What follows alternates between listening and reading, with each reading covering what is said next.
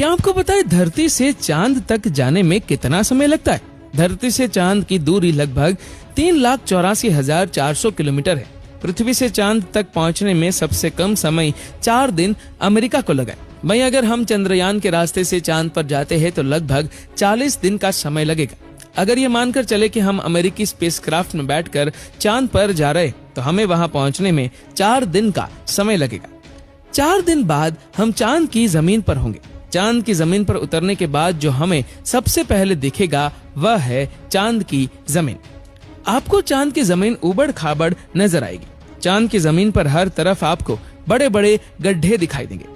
जब आप चांद की जमीन पर खड़े होकर ऊपर की ओर देखेंगे तो आपको हमारा खूबसूरत ग्रह पृथ्वी नजर आएगा, जिसमें आपको पृथ्वी साफ साफ अपने अक्ष पर घूर्णन करती हुई नजर आएगी, लेकिन आसमान में हमेशा उसकी स्थिरता बनाए रखेगी। और चांद पर खड़े होकर पृथ्वी को कई वर्षों से अगर हम निहारते रहे तो वह अपनी जगह से टस से मस नहीं होगी। चांद का गुरुत्वाकर्षण पृथ्वी के मुकाबले 6 गुना कम है, यानी चांद की जमीन पर जाने के बाद हमारा वजन 6 गुना कम हो जाएगा। यदि पृथ्वी पर आपका वजन 60 किलो है तो चांद की सरफेस पर आपका वजन केवल 10 किलो ही रह जाएगा। यानी चांद की जमीन पर उतरने के बाद आप अपने आप को काफी हल्का महसूस कर रहे होंगे। आप इधर उधर आसानी से उछल पाएंगे। इसी कारण नील आर्मस्ट्रांग जब चांद पर चल रहे थे तब उछल उछल कर चल रहे थे, क्योंकि चांद पर पृथ्वी की तरह चल पाना संभव नहीं है। चांद की सतह पर नील आर्मस्ट्रांग और उनके साथियों के कदमों के निशान आज भी मौजूद है, क्योंकि वहां पर हवा ना होने की वजह से वह निशान मिटा नहीं है। फिर थोड़ा चलने के बाद जब आप चांद पर इधर उधर देखोगे तो आपको बहुत सारा कचरा, पेपर, बहुत सारे क्षतिग्रस्त सैटेलाइट और बैग्स मिलेंगे। ये सारा कचरा हम इंसान ने ही फैलाया है। ये कचरा इतना ज्यादा है कि 5 ट्रक भर सकते हैं।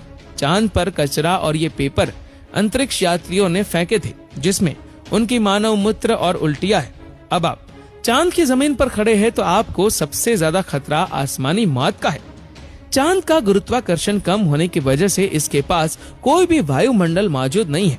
वायुमंडल की ना मौजूदगी के कारण वहां पर रहने वालों के लिए उल्का पिंड से मरने का खतरा लगातार बना रहता है। यानी आप चांद पर खड़े हैं और पता नहीं कब एक बड़ा पत्थर आसमान से गिरकर आएगा और आपकी मौत वहीं पर हो जाएगी।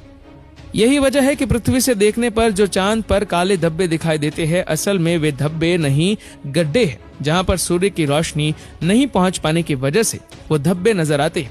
सूर्य के बाद आसमान में सबसे ज्यादा चमकने वाली अगर कोई चीज है तो वो है चंद्रमा। जब हम पृथ्वी से आसमान की तरफ देखते हैं तो हमें नीला दिखाई देता है,